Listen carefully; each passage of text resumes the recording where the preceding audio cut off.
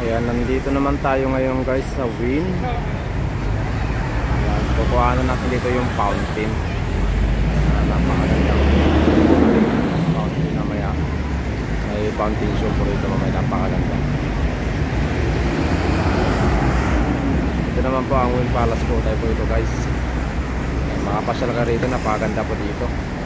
Ito, may pera naman dito, mag-check-in kayo rito.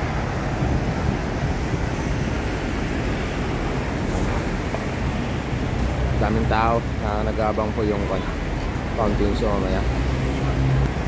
Kung nakikita nyo po yung nakatakbo na cable car na yan, ay mga libre po yan. Pwede pa kayong sumakay. Sana gusto ko yung sumakay. Ang problema sa kapala po ng tao, naghihintay na makasakay po dyan. Wala tayong pagkakataon lang. At tayo may trabaho kasi, baka pwede tayong tawagan ating mga amo. Taipot po yan guys. Ito yung cable car na yan. Ito yan guys. Ayan, doon po yan. Uikot lang na pwede sa harap ng Wynn Palace. Ang daming tao. Grabe.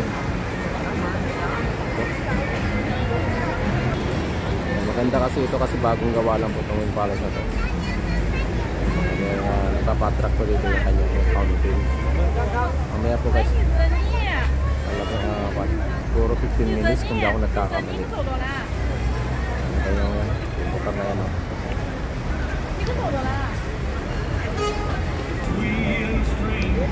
Ayan po guys. Ayan. Abangan po natin maya lang po. Every 15 minutes yata po ito. May show. May-ari po ng konato ng Wynn. Inuulit ko po si Steve Wynn. Siya po ang CEO ng Wynn. May palace lang po siya. Nilagyan lang po rin sa Macau Wynn lang po nakalagay dyan. Ito naman palace dito sa Kuotay po ito, kabilang isla po ng Macau.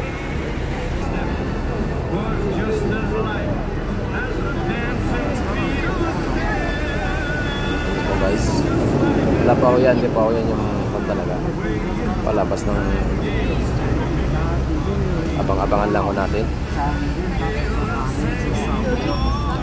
Makakuha lang tayo natin ng ganito kasi sa mga boss natin medyo matagal-tagal pa silang lumabas. Daming tao guys. Dito ako pumisto sa malayo para kuha lahat ng kaganapan ng fountain na to. Kaya dito ako pumisto sa malayo.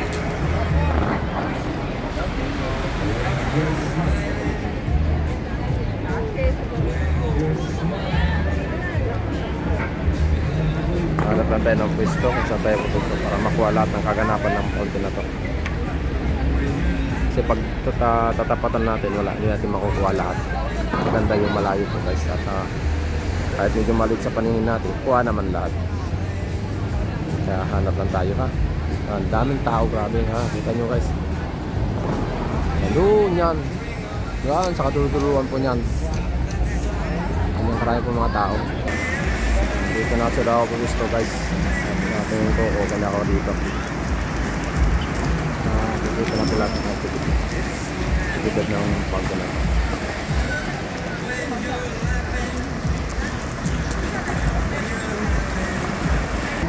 Nakita nyo yung mga fountain na yan. Diyan lang po yan, nag-ikot lang po sila dyan.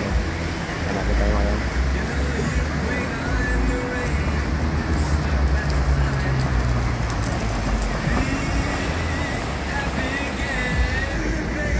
Sila guys yan.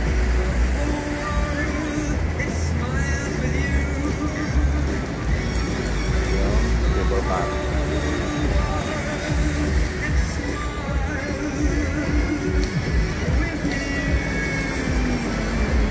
Punta ka dito guys kung mga turista kayo, hindi kayo makasakay dito. Libre po yan.